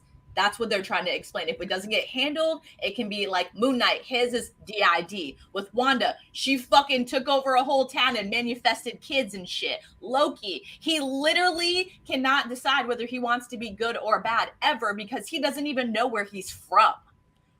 You know what I'm saying? Like Winter Soldier, with Bucky, he literally was 17, 18 years old, went into the army, and then someone took over his mind. He was still a fucking teenager. He was still a kid, technically. You know what I'm saying? Like, so that's what the whole Phase 4 is about. It's about trauma that grows, that literally, like, you know what I'm saying? If it's not handled properly and it just keeps building, this is what it's going to turn into. These are just superheroes explaining it to us. Every one of these characters. And I respect why you feel like you feel, Vince, because you're now looking at Moon Knight like Legion. You're looking at it as a more complex mental health storyline, because he has specific identities that are separate from it. So I get that. But what I'm saying is you made it seem like it was something new that they're trying to do. And it's the mental health theme is the aspect of all these shows are driven by. And that's what I'm saying. That's all I was saying. I'm not saying they're not different types of mental health. I'll concede that maybe I didn't have enough. I didn't bring in the totality of the mental health issues that has been embraced by these Marvel Disney Plus shows as they exist. I guess for me, the level of complexity exists in that it is embedded in this guy's character. It's not something that we learn of. It's not something that we grow and fix or something that we address. It's who he is. Like, there's no recompense. Like, if he starts to be healthy, there is no Moon Knight. If Wanda goes and ends up going to therapy, she can still have her powers. She can still be Wanda and Scarlet Witch and be of a sane mind. But the moment that Mark Spector decides, look, I'm healed, blah, blah, there's no Khonshu, there's no Stephen Grant, there's no Jake Lockley, there will be no Moon Knight. You know what I'm saying? Same thing for Bucky. Like once Bucky gets through these sessions, he's still gonna be Winter Soldier. You know what I'm saying? So I guess somebody in the comment, I'm assuming that it was that it's a Minnie, the anonymous Minnie, the amazing anonymous Minnie today is typing from an undisclosed location somewhere where Facebook doesn't know who he is. Right. But I sent you an article too. Yeah, I saw that, and we can talk about that real quick, and then I'm gonna have to jet for a second, Tyrone. Hope you don't mind taking the wheel. In this article Ty sent, it speaks about not knowing whether or not there's going to be a Moon Knight 2 series, which seems like clickbait, frankly, because it's like, come on, the way they teased the ending Moon Knight, it's like, give me a break, man. Like, there's no way in the world they're not going to do another Moon Knight. But this is what the article says. It says Moon Knight director Mohammed Diab, and you can kind of clearly tell that there was some Arab, some Middle Eastern influence in, especially when it goes to the credits. Like, do y'all get that? Like, rap, yeah. I loved it, yo. But he says there might not be a Moon Knight season 2. It just sounds like bullshit to me. I'm just gonna keep it real. Like, he knew damn well when he did those post-credit scenes that he was gonna shut the fuck up, Muhammad. You're gonna do it. You're gonna take the check when they shut up. You're clickbaiting right now, bro. We know damn well you're gonna take the money, bro. Shut up. Am I the only one that feels like this? Get the fuck out of here, bro. You know he's gonna make a part. It doesn't feel like a foregone conclusion to me. They've been, from even before the show started, they've been trying to downplay the connection to the greater MCU and make clear the idea that Oscar Isaac hasn't agreed to go any further. Right. Also, if the way it ended, it can still, like, it plays like a finished story. I think the idea that this chapter is closed because of how they dealt with Harrow, and then the control and the control and the cooperation between Jake Lockley and Khonshu to say, hey, look, this is, there is somebody running the show here, and it's not any of these two guys. They've just been along for the ride, sort of thing. And I think that it was meant to just kind of be like a nod to the fact that Jake Lockley has a lot more control than either Steven or Mark, and is, literally driving the car now. Like, it ended with Jake Lockley in the driver's seat, like, I'm running the show. And honestly, you're more likely to get a spinoff from this show than a season 2, because I'm telling you, when Layla's character came onto screen, she was bad. She was. Like I'm telling you, that I can't wait to cosplay her finale. She was the season finale for me. Once she came out and what did you call? Because Tyrone actually predicted this. Yeah, the Scarlet Scarab. Yeah, the Scarlet Scarab. So once she came into her own with those wings and you just saw how she was maneuvering, and like, yo, I would watch that. I would definitely watch that, like, without a doubt. Yeah. Yeah, I'm sure. Real quick, I know before we get into another subject, I do know that we're about to lose Steph for the day. She was like, hey, y'all. So wanted to clear the road for you so you can make your exit if necessary. All right, Steph. I was double dutching looking for that space. All right. Well, cool. Well, thanks, Steph. Always good to see you. Appreciate you jumping on despite the limited amount of time you had. And thanks for your contribution. Safe journeys. Safe journeys. I guess we'll see you on the other side of the Mason-Dixon line. Indeed. See you in my city. All right, yo. So Steph is signing off, man, and I am also going to follow, but I'm gonna be right behind y'all. Don't go too far, because I'm gonna be, pulling up in the car in like 20 minutes or so. If y'all are still here, if not, we'll see you next time. But yeah, I'm watching and I'm in the comments, and can't wait to hear more of this. Well, hopefully I'll talk a little Halo, and maybe what I'm saying. I like to talk about that too, because this was a good episode, But I'd like to hear more about this Moon Knight. I can't remember Halo with all this shit going on right now.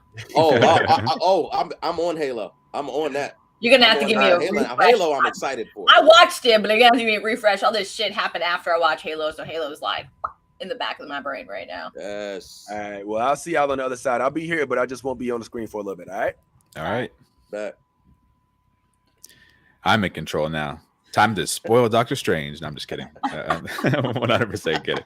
No, but no, we were talking about Moon Knight. I do think at this point, I would be surprised if they went Moon Knight season 2 because again, they've been so clear about keeping it separate, and then also there's so much coming down the pipeline. There's so much happening. I mean, we're talking about like they've definitely talked about a Loki season 2, right?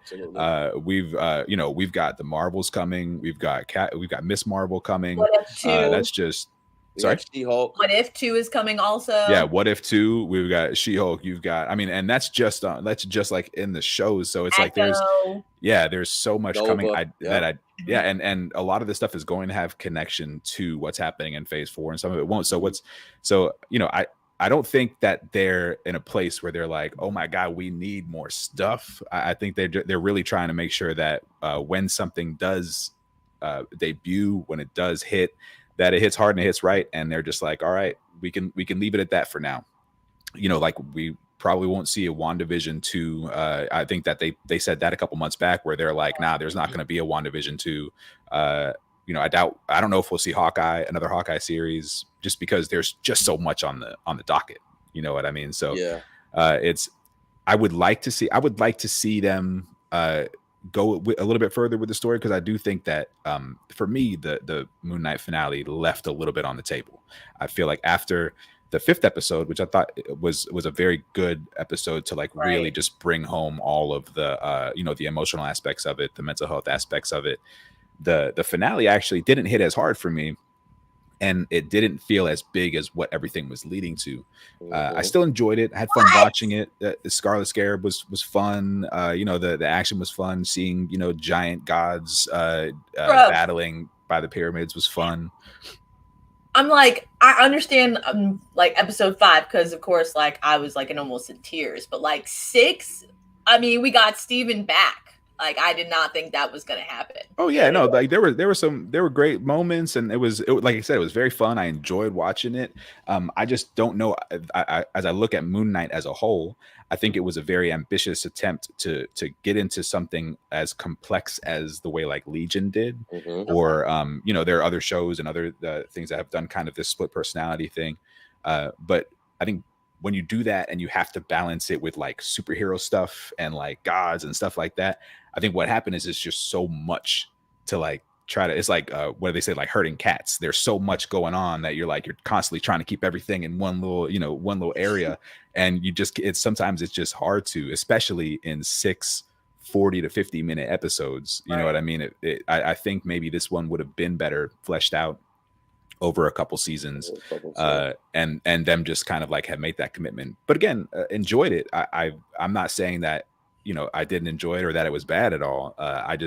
For me, it wasn't up there with like WandaVision or Loki or Falcon and Winter Soldier. It was kind of more on like the the Hawkeye level, which awesome, by itself and fun and enjoyable, but ultimately not as, it didn't hit as hard, didn't feel as strong. What's that, Ty? And I want to just kind of just piggyback off that, because I feel the same way. I like, don't get me wrong when I say it didn't hit for me. I'm not saying it was bad. I'm just saying that the level of enthusiasm and excitement that some people share for it, I don't share that same level of excitement and enthusiasm. For the same reasons that you just kind of alluded to. There was a lot that was left on the table for me. Like, there was a lot of issues. Like, I really do have a major issue with you having 6 episodes, and this is an introduction to a new character, possibly that could have been added to the MCU. I think this was a feeler series, and had the Moon Knight character hit the public like they maybe anticipated or thought, then yes, we've seen what Marvel was doing with these series. If the series hits or a character on the series hits, then they'll take that same character that hit on the series and elevate them to the cinematic side of things. Perfect example, Monica Rambeau. Monica Rambeau hit on the WandaVision series. Everybody enjoyed her character, wanted to learn more. What do? They add her to the cinematic side of things. That's, I think, what, with them having so much content on Disney Plus, coming out with all of these different shows, you're going to see this a lot more. You're going to see a lot more times where maybe the character is the storyline is done well, but the character just doesn't hit. And it's like, okay, no problem. With the Hawkeye series, I'm with you. But what I think that does is I think that bleeds into the Daredevil movie or Daredevil series, depending on which way they want to go with that. Just because you have such an iconic actor, and Kingpin, and you've already got the Echo series as well for that to carry on from there. So yeah, when it comes down to the way that Disney Plus and that Marvel is moving with these series, we have to enjoy it because, it's just good TV. It's good television. Sorry. Oh no, I was gonna say I think when Loki happened, I feel like what like this thing that I got behind me, I feel like that's what's literally happening in the MCU. Whereas there will be big lines that continue for a long time, and you'll see little other branches that kind of fall into them. Very much like the comic book world. You know what I mean? It's like you have all these little things happening. Sometimes you'll have a little 3-run thing over here where somebody gets distracted and has to go do their own thing. You may go a long time without ever seeing that person again. So it's not going to be as like phase 1, 2, and 3 were, where it's just like this one big interconnected story. I think what they're trying to do is establish that they're going to have little offshoots here and there that won't always be connected to one huge thing that's just going to end like Endgame. And in October, I've already seen this. In October, they plan on doing a special on Halloween for Werewolf by Night. Nice. Now, if they do that, then you may see Moon Knight appear in Werewolf by Night, and you may see him periodically appear on these other shows. Right. Therefore, like you comics, don't necessarily need to give him his whole series again.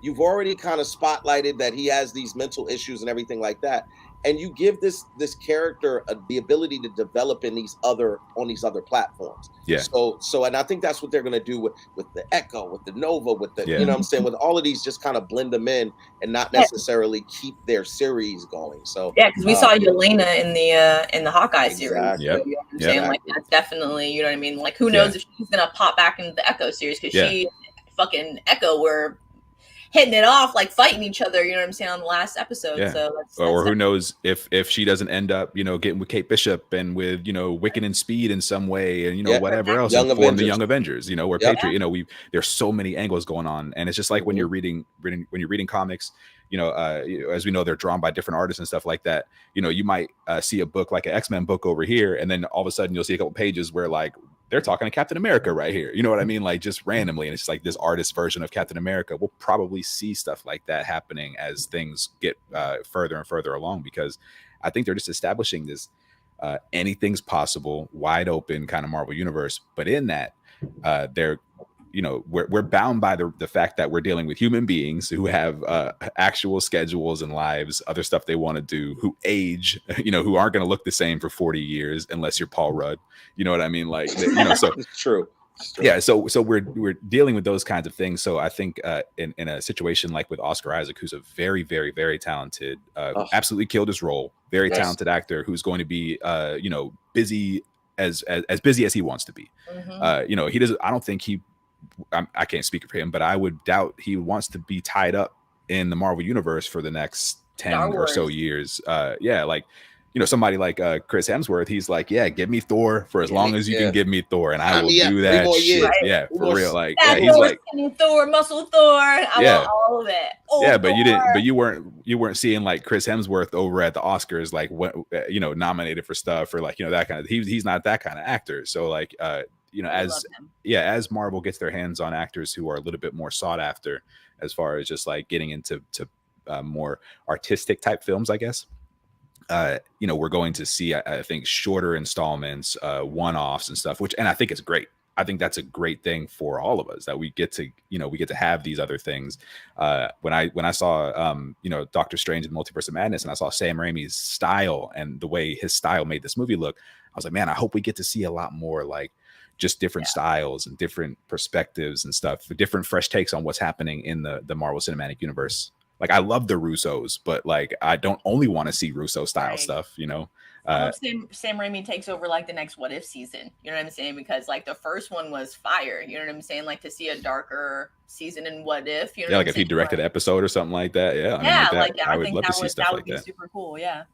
And you know the thing about it is with the way that they're kind of transitioning and with Phase 4, we're getting a rated R Blade. So like Sometime. it's well soon very soon Yeah. and very soon we'll be getting a rated R Blade.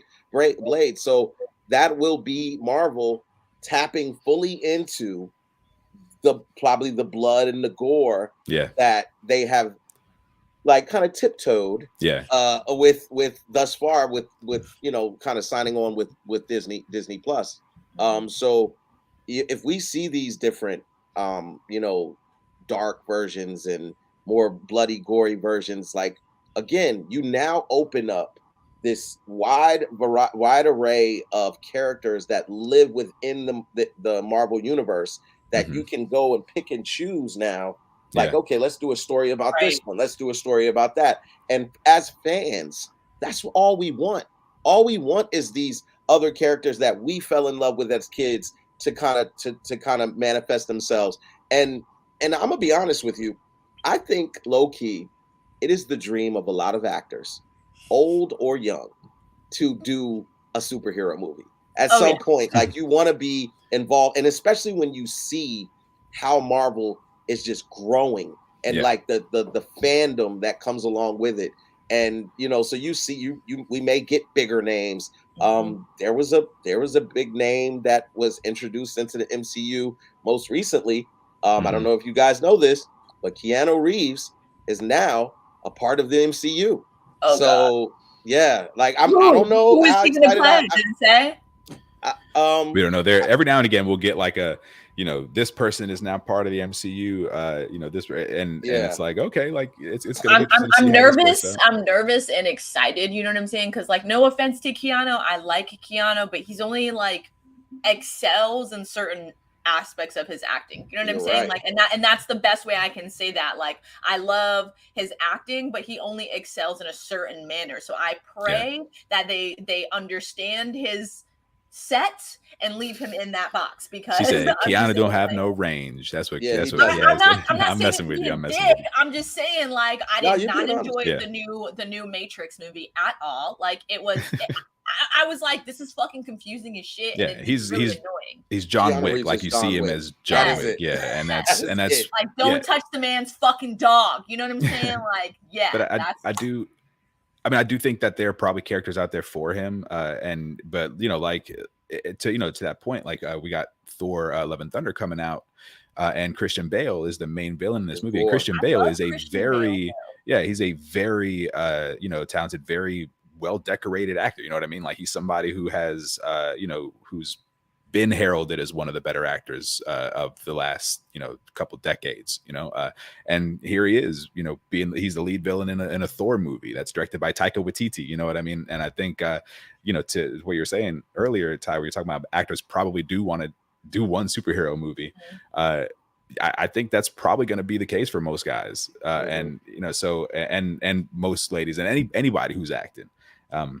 Well, Christian Bale's already Batman, so now he's crossing over into, like, he was in the DCU, now he's crossing into the MCU. So now, not only, do we know that we like to mix and match, but like, what if Christian Bale is like, fuck DCU, MCU knows how to do this shit, and he might be like.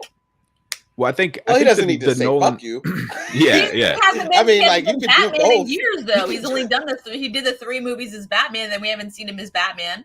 Yeah, they did those Nolan ones that were like separate, and that was that Batman trilogy was before there was this. I mean, before the MCU, it was before there was such a DC stuff we had. Oh no, it was great. But what I'm saying is, like, now there's this whole other machine that the MCU has created, where with it you have all these movies and stuff like that. But with it, you also have a certain stigma. People look at the MCU as something that's that's killing cinema. You know what I mean? Right. There are certain people who would tell you that the MCU is bad for movie theaters, it's bad for cinemas, stuff like that. So gotcha. There are a lot of actors that do look at the MCU and they kind of turn their noses up. They're like, I don't want to be a part of this. But then you see somebody like Christian Bale, who like sees somebody like Taika Waititi, who took Thor and did Thor Ragnarok and was like, well, damn, that was original. It was inventive. It was good. It was hilarious. It was touching. And they're like, okay, I want to be a part of this style of this MCU. And I think Sam Raimi will probably end up having that effect for some people with Multiverse of Madness. But and I think, hopefully Christian Bale's performance will have that effect for people. They're already talking about Christian Bale's gore being like the best MCU villain, and there are a lot of great and MCU I can't wait. Right. Who is he playing? God Eater. Come on, Gore man. the God Killer. The God Eater. Yes. Oh Yeah. man. Yeah. And Yeah. this is and listen, if you know anything about Gore the God Eater from the comic books, this motherfucker's nothing to play with. No. Like, he is nothing to play with at Absolutely. all. Like, yo, Thanos is like, you can forget about it. Like, we will forget if they really play into Gore the God Eater's powers and let him continue to grow his power. Oh no, you gotta. This dude, this was nothing to play with. He's a problem. This guy's a problem. He's a real problem. Like, a real problem. He starts absorbing God's powers and like this is like, this dude becomes a real problem. So I hope that they do that. But when to your point about the DCEU and Marvel, the thing that I think about when I think about that, I compare the DCEU to the G League, and I compare Marvel to the NBA. So if you did do something in the DCEU and you were successful at it, kudos to you. But what you could do in Marvel's universe, in the MCU, could be a game changer. Yeah. So we want to see transition. We want to see guys like Henry Cavill also do something in the Marvel universe, and he's put out feelers to say that he's been interested. Yeah, he's been open about it. He would discuss some opportunities. He does want to play. He has said that he would be open to playing Captain Britain, which is the British version of a Captain America. So he's definitely in with that. That would tie directly into the Black Knight kind of universe and all of that kind of stuff and everything like that. There's also some rumors that he might be the Hercules, Marvel's Hercules, in the upcoming Thor movie. Now those are just like rumors. Whispers and rumors. We're not saying he signed on, but it just talks about. It just kind of talks about how these actors view Marvel as being like a real resource to, like, magnify their career. I see us, man. What's up? I would absolutely like to get to that place though, and maybe Christian Bale will help us get there. What if Christian Bale's performance in this upcoming Thor movie is so good that the Oscars is like, hey, you did it. Now we're actually going to be looking at y'all seriously. We're going to be watching Marvel movies like we watch any other movie, like that kind of thing. So I think that's where they're trying to get. And you don't think they've got there yet? Oh, because I think WandaVision was viewed like that. No, and I think among us, yes, I feel like there's still a large portion of just the movie and TV watching public that aren't like Marvel fans that still kind of have this kind of like, what am I watching here? You know what I mean? And then, like I talked about earlier, that stigma that kind of surrounds Marvel Studios and Marvel movies, that it's just like a, just kind of money making machine that's is insignificant, and it does nothing for cinema, which I disagree with. But like, there are people that think that way, and I think the serious movie, the Academy and shit like that. The Scorsese's. Yeah, exactly, the Martin Scorsese's of the world, and all the directors that are like, oh, I don't do those, I don't watch those, I don't like those, that kind of thing. They've already, well, and it's because that stigma. We don't want it to get too serious to where you're just like, did I watch a superhero movie, or was this just all? I love my comic book movies feeling like comic books. Like, that's why, because I love going and watching Goodfellas. Goodfellas is amazing, but like, but if I'm watching a comic book movie, I don't want it to feel like Goodfellas. You know what I mean? I want it to feel like a comic book. You know what this feels like to me, Tyrone? It's like, there's some comedians who are like, I sit down and I write 3 hours a day, and if you don't, then you're not a real comedian. And if you jump around, and if you don't, now, don't get me wrong. Look, I know everybody has their style, but sometimes folks equate their preference to the real. Just like every one of us, if we talk to our pops or moms or one of our close family members or relatives and play one of our favorite songs right now, they'd be like, that's not real music. Real music is you know what I'm saying? Yeah. So like the Scorsese's of the world who coming in, they're like, yo, this is bullshit. You take some pictures put some words with it, put it on the screen, and get billions of dollars. I actually sat down and wrote this whole entire freaking The Departed with Leo DiCaprio. That's a real movie. It's like, no, bro, look. Well, then you should make billions of dollars. What are you complaining about? I got so mad when Martin Scorsese came out, and I was so happy when Tony Stark, when Downey Jr. was like, yo, well, if that's what you like, then go watch that movie. Yeah, that's the thing. Why? Yeah, that's the thing. It's just like, what if we don't have to choose? You know what I mean? What if we can have both? What if we can? Yeah, and exactly, we can, and we can just, you can enjoy what you enjoy, and it's all great. But yeah, not to get too deep into that conversation. But like as it relates to Moon Knight though, I want to see Marvel keep going in this direction of like ignoring those types of comments, ignoring those types of thoughts, and just saying, hey, we're going all out. You know, we're gonna throw you some Moon Knight, we're gonna throw you some Werewolf by Night that you were talking about earlier, and you know, and just give you guys fun. Like, I had so much fun watching the Multiverse of Madness. You know what I mean? Like, and I was just like, man, this is a good movie. It was so much fun. It felt good to have fun. Like, I was like, this is why, you know, I liked comics as a kid. It was an escape. You know, real life sucks. So you're like, let me just open this book and just be in this book for a minute. You know what I mean? I like that. I don't think escapism has to be a bad thing. The more fun you can have, more fun we can have, Marvel, throw it at us.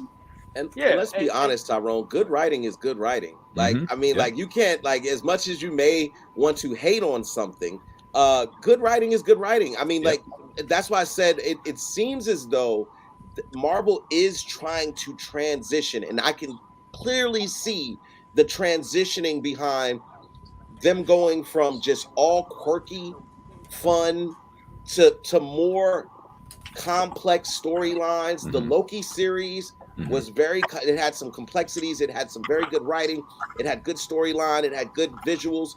Like, when you and the acting was superb.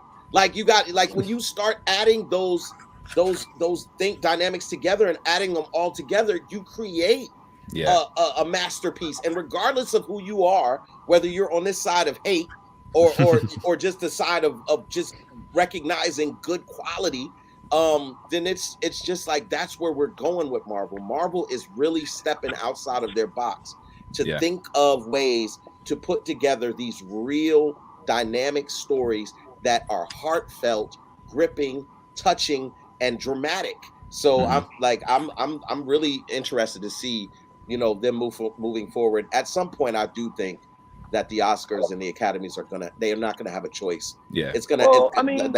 The acting is just is too good. At least for the individual performances, because somebody like Oscar Isaac, like I said, like, for me, the looking at all the MCU stuff that we have available, Moon Knight falls somewhere in the middle for me. You know what I mean? I like, again, I enjoyed the hell out of it. Falls somewhere in the middle.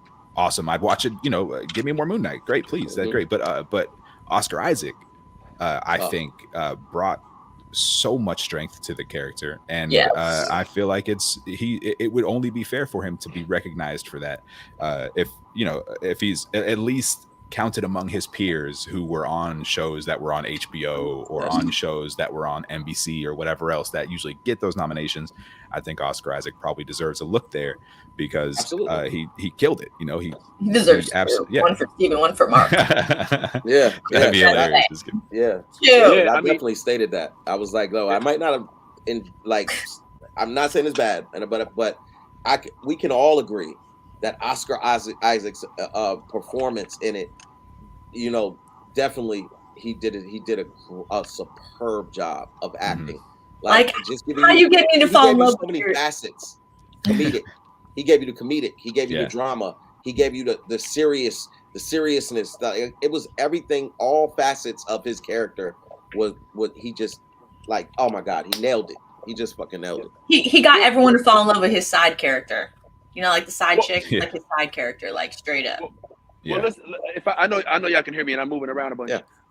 But real quick, I think that Oscar Isaacs, what he just did is he just basically re-upped the Look at him. Re-upped. he listen, with the loss of Robert Downey Jr., all right, in the MCU, like, that was one of the powerhouse actors. You know what I'm saying? Like, he was like damn near, what I say, probably at the top of that totem pole when it came to actors. And without him, I think that Oscar Isaacs makes up the sum of what we may have lost with Tony Stark not being around anymore. Because who else really? I mean, I like Benedict. Don't get me wrong. Yeah. But I mean, there's a certain love, like a likability factor that Robert Downey had, especially given his background. And I think Oscar Isaacs kind of brings that in, because I don't know, maybe y'all did this for a split second in that first episode. We were like, wait, is he British or is he?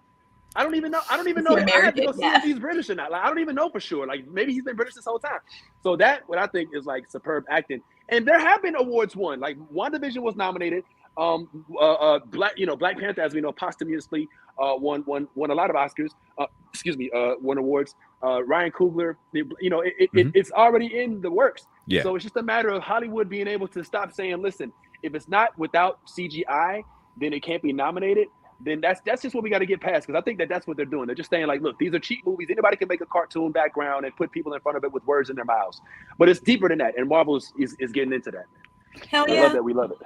Think how crazy he looked. Like, I just want to see a behind the scenes of like what it looked like with him with all the dots and shit, like in the suit, you know what I'm saying? Like when his eyes would just, you know what I'm saying, like light up from the suit. Like, I just want to see what that looks like. Like, he made that so believable. Like, we know the suit wasn't wrapping around him, you know what I'm saying? Like, so those little tidbits, you know what I'm saying? Like with certain things, you know, like his just, oh my God, his facial expressions with shit, like falling out of the bed. Yeah. Oh my God.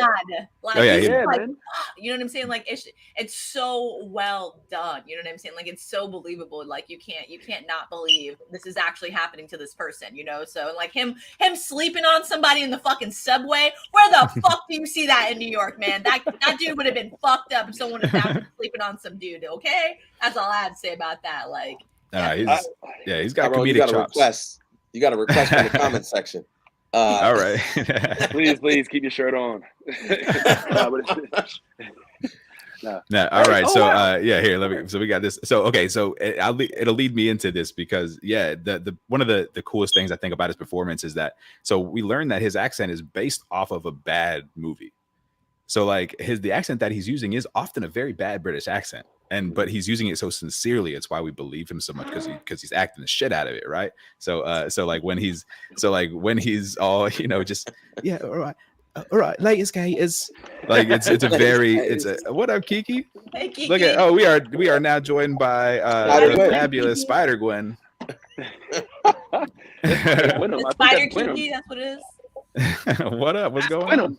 Yeah, what's up? We got a little cameo going on. No, you're rocking the outfit. That's awesome. She can't hear us. No, that's cool. That's cool. We're just gonna spotlight you rocking the outfit. That's great. Yeah, there you go. Boom. Hey, look at them dreads. Yeah, show the locks. That's awesome. Enjoy. And also to Gregory Clemens, he's got another point. He said I need Marvel to stop messing around and give me X-Men the right way. Well, sir, you may very well get your what you are asking for. Hold on, Todd. But what does that mean? The right way? The not Bryan Singer way. Yeah. So the right way means not the way that it was done already. Yeah. That's here's what I mean. Anything but how it was done already. So I mean, I still think that Greg, to your comment, we see what the MCU is doing. And they don't make many mistakes. And with a franchise that they were so happy to receive, I think they will spend a lot of time in making sure that you get the X-Men that you always wanted. And I am so happy that the MCU now has creative control in regards to X-Men, because you will. I'm just foreshadowing, but you're gonna get what you asked for. So just be patient, because I don't know when we'll get it. I don't know that. That's not for sure. That's for sure. No, here's what I mean. Here's what I mean by that. Like, when you say the right way, like, we know that in X-Men there were actual X-Men, Wolverine comics.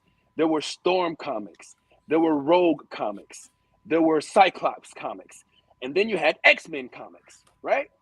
Where they all were in the comic.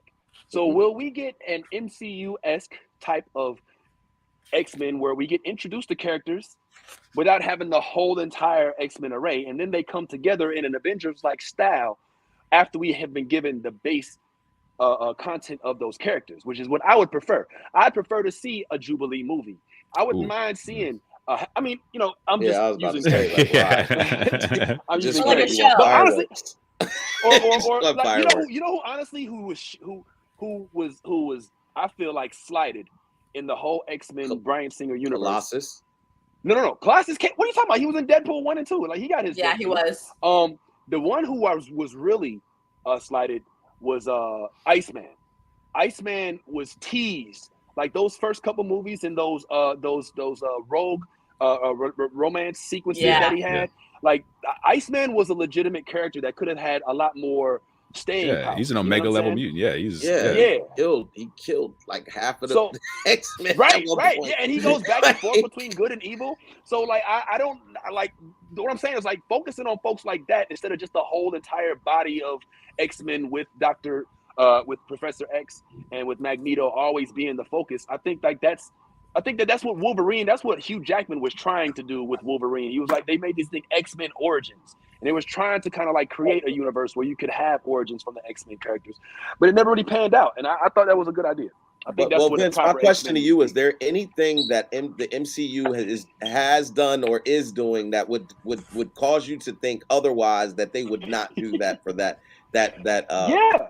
What? Yeah, I mean, well, if you call the movie X-Men, it automatically has to include at least a core group of characters for the X-Men, which means can you imagine an X-Men movie without Wolverine?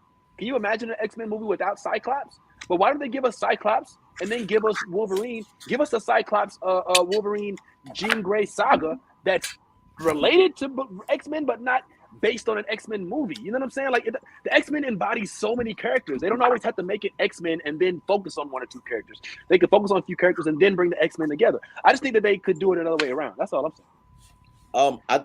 I mean, to that point, I think that is why we don't have an X-Men movie already, or even had any discussions about an X-Men movie, because Marvel is very deliberate in what they're doing. They know that the Phase 4 just started, but what they do is give you Easter eggs. They give you hints. They give you cameos, and as I stated, Gregory, I do believe you will get the X-Men that you always wanted, as well as maybe some other stuff. I'm looking at the encyclopedia right now, and we might be getting some stuff. So just keep your eyes peeled. And stuff. And even if they do, while we've been talking, and I'm just saying, damn. So, well, even if they do introduce the X-Men as a group, I do think that it will be done right. I'd be surprised if they did entire solo movies for each of the core group of X-Men. I think that would be a lot. You may get two. Sorry, you may get two. Maybe Wolverine, I believe, gets his standalone for sure. I honestly hope that they don't. In my encyclopedia, there's 4 pages just designated to X-Men. 4 full pages. Yeah, well, and that's the thing. So, like, the X-Men were like that was the holy grail for the longest. Right. Like, the reason that we got Iron Man and Thor and all stuff is because Marvel Studios didn't have the ability to use the X-Men. Right. You know, we got the fallbacks. Yep. So, you know, the X-Men is sort of the holy grail in this whole thing. So when we do get it, I do think it'll be introduced to us in the most popular and easily consumed version of the X-Men, which will be as kind of the core uncanny X-Men style team. This is just my theory. Not, you know, this is based only off of, you know, how I feel and not, you know, any kind of factual information. But I think it will be as a group. I think it will be in a way that is familiar to the most people. And then they may go from there and just like take it in different directions. You know, lately in the last 3 or 4 years with the X-Men, been a lot of really cool smaller teams that have been broken into. There's an entirely new, I mean, they've completely turned X-Men upside down in a really great way. And I would love to see that happen. But I think when they do finally choose to give us X-Men, they're going to be looking to give us the version that we know, the people that we know, and, you know, really give us, I hope. And I think that might even be more hope than it is theorizing, because like Greg said earlier, with just doing it the right way. I never felt like X-Men got what X-Men should have gotten. So I would love to see them just give us, these old versions. But now there's also conversations there as to like, here we are in 2020, 22. By the time we get X-Men, it might be 2024, 25.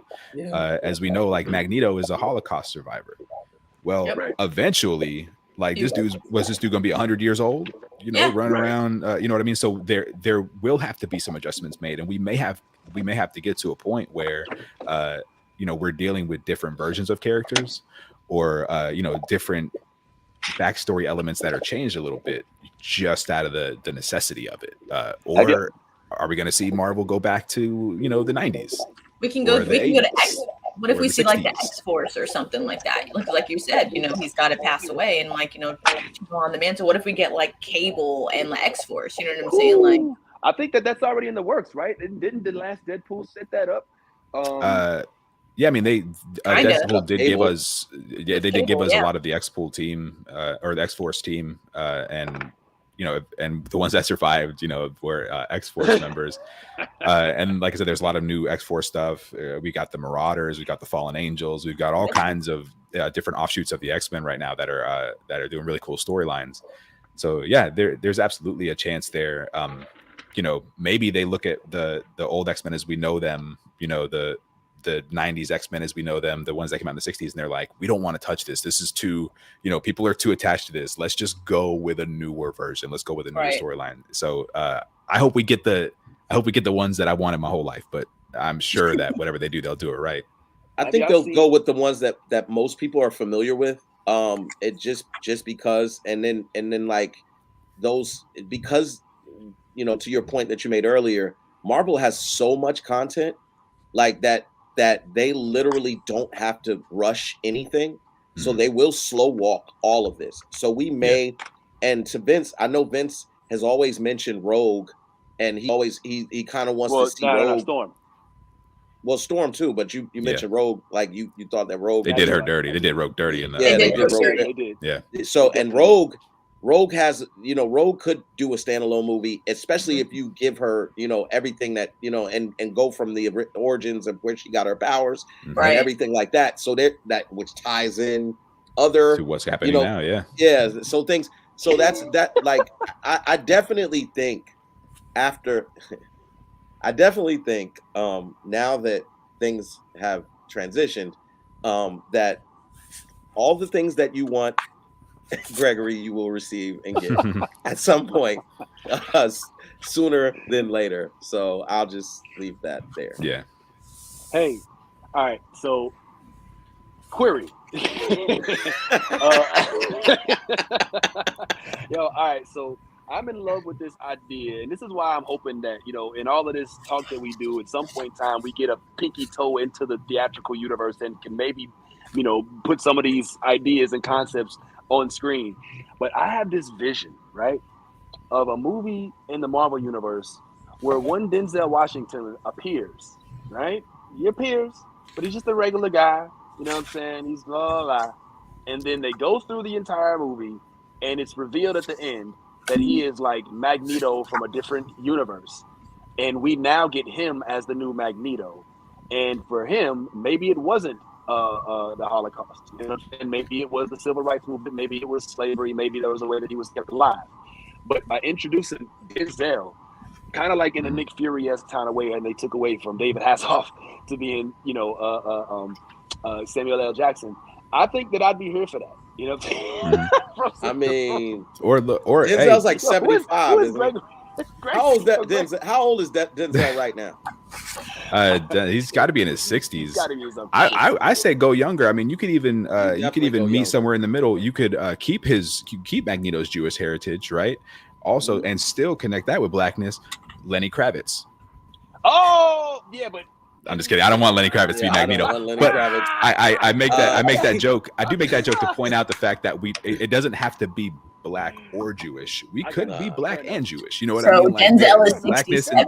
Yeah, that's a good point. Yeah. So Denzel's 67. We don't have actually anything out. So you would think that based on kind of what Tyrone was saying, we probably won't see anything regarding the X-Men for at least the next 3 years. Okay, can you please tell me how old Ian McKellen was when he did the first X-Men movie? He was like 120 or something. Right? He was old as shit. My point, Exactly, the point like, that I'm there were making always is, old heads, yo. you're right. But the point that I'm making is, if you plan on expanding the storyline, and you need to use these individuals again, you don't want to start them off being 70 years old and then wind up with a Patrick. Listen, and then wind up with a Patrick Stewart with Pampers on, forgetting why he's in his own head.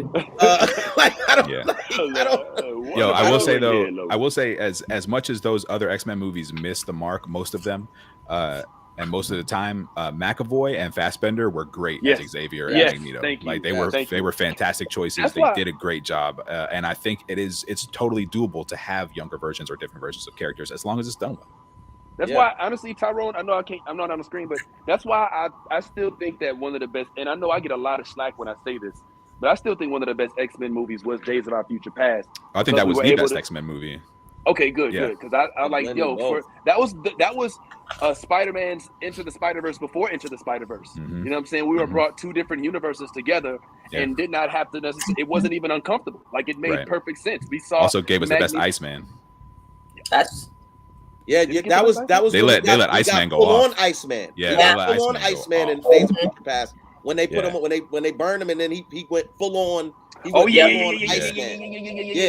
That was the first time you ever saw him as full on Iceman. And I also want to say, I don't think that we're giving Jennifer Lawrence her just due. I think I love the way that they combined. They showed Rebecca Romaine. And they showed, remember that scene? She's like, "I want the real you," and he's like, "Oh," and she's like, "Oh, the real you." You know what I'm saying? Like, I love, like they were able to cross over. So yeah, man, I think X-Men has some promise, man. I think they're getting shitted on. I don't think that they're getting fairly treated, honestly. I think the first few movies were good for when that era came out, but of course, as we progress, we're like, all right, They had this thing where they kept. There was a thing where in the 90s and the 2000s, most of them, like, it was like, we need the superhero movies to be in these real gritty worlds. And it's like, nah, we don't want the X-Men looking and dressing like this. Like, we want, like, we need the silly costumes with the X-Men. That's just how it is, like, give us what we need. For, with the Mystiques, I hated the Mystiques in the movies, mainly because, like, why can't she have clothes? Like, Rebecca Romaine Stamos, Jennifer Lawrence, beautiful. But I'm like, but also, like, why can't she just have the white dress with the skull belt? Like, that shit was awesome. It looks great. Eyes. Yeah, and you don't have to spend 3 days in a makeup chair. You know what I mean? Like, they made it harder than it had to be. Yeah. And it's just it was, they made a lot of weird choices, but Days of Future Past was about the closest you're gonna get to a good X-Men movie that already exists. Bye. Watch out. Yeah, man. But I will say this: as of late, there's been some we've been all talking about how the new Wolverine, who it may be, I still think it's Taron Egerton. I think that they know it already and they're just waiting to reveal it, as they have some other folks. But I'm now interested because I saw this brought up on a forum. Do y'all watch Reacher? Of course. I see Reacher. Yeah. All right. Okay. Titans. Oh yeah, that dude, the guy who played Hawk. Yeah. Guy who plays Hawkman. Somebody is saying that he would be a perfect Sabretooth, and I cannot unsee it ever since that concept was introduced to me. Yeah. I can't unsee it, bro. Okay. And I would dig that. And that'd be a good way to bring in Tyron as well in their own, because they kind of already did that with Liev Schreiber a little bit, but it didn't really stick to me. He wasn't a good casting for that. Yeah, it didn't really stick for me. If they bring this dude on, I feel like would kill it. You know what I'm saying? I know we were starting to. I think he would kill it in a lot of roles. I saw him the first time I ever saw him. He played Aquaman on the CW. He was like, and that was that Smallville? No, it was on the Arrow. Okay. But he played Aquaman. I was annoyed with Hawkman. But seeing him as Reacher, I'm like, whoa, he needs to be in the MCU some way, shape, or form. And I can see he wasn't Hawkman. He wasn't Hawkman. He was Hawk. Yeah. And Dove. It wasn't Hawkman. Hawk and Dove. Yeah. All right. Yeah. I can see him as Sabretooth. That'd be a good casting because I don't know what they were thinking in those other movies. Like, how you gonna make Wolverine 6'2" and then make Sabretooth regular size? Like, That's not how that works. Like, that was a stupid ass move. Yeah, well, what are you gonna do? Man? We didn't have too many options, and they had short people back then. They had short people in the 90s that could act very well. Yeah, but I can't unsee the way this dude would be as Sabretooth. So I'm here for that. I think that his standalone movie, not Sabretooth, but between those two, that would be a decent way to reintroduce Wolverine to the MCU. But what am I? Yeah. You want to wrap us up, Vince? Since you're here, and we're getting to that time anyway. I mean, if we have any final thoughts, we can do final thoughts, and then you could, you can send us off. Sure. All right. Cool. Well, do we have final thoughts? I'll start off with the final thoughts real quick. Go see Multiverse of Madness as soon as possible. You need to. It was amazing. It was so much fun. Go see it so we can really, really get into it next time we see you. Absolutely. Yaz, any final words? Yes, the end credit scenes, you can stay for the first one, but don't stay for the second one if you don't really want to. Just letting you know. You're welcome. What the hell? What the hell? Second one, it's typical Marvel style. Just know that. The end credits. Yeah, typical Marvel style. Like, if Yeah. you remember it, like, it's typical Marvel style. So I'm just saying, you can sit and wait, but don't say I didn't tell you so. Yeah, she's right about that. Taleen.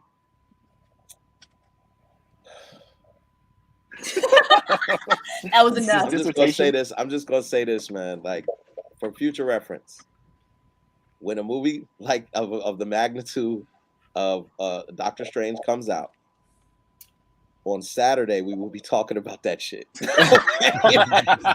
So if you don't want to hear spoilers moving forward, because I'm telling you, if they drop a Fantastic Four, X-Men, any of that shit, and I get a Silver Surfer, or I get any of this type of stuff, and we get to see a movie, and then we got to come on Saturday and can't talk about it, I'm logging on. All right, so I'm just letting y'all know, people. Lisa. Fair enough. Damn. All right, fair enough. Love you, girl. Well, that's how it is, man. And for me, it's good to be back. It's good to have quality movies once again and quality content that Marvel. I mean, because the last few Venom 2, and Carnage and even Morbius and even the Eternals got some slack. But yes, thank you, Marvel, for holding it down once again. We didn't even get to get into Strange Worlds. We didn't even get to get into the Stranger Things coming out of Halo and all of that, which we can do in the future. But for now, we're just happy that y'all continue to tune in. Once again, like, share, comment, please. And one time for Yaz with the memes and with the post this week, going viral. Man, everything's going well. So be your authentic self as always. If you ain't yourself, you being fake, it ain't no cool, ain't nothing good gonna come about that. And as always, as we say, you will be, even if you on a boat somewhere in the Caribbean with chapped lips, go ahead and let that geek flag fly. Fighter 2, I just really hate Zangief, only Ken and Ra. I find it hard to be Blanca, keep a wee ninja hanging in the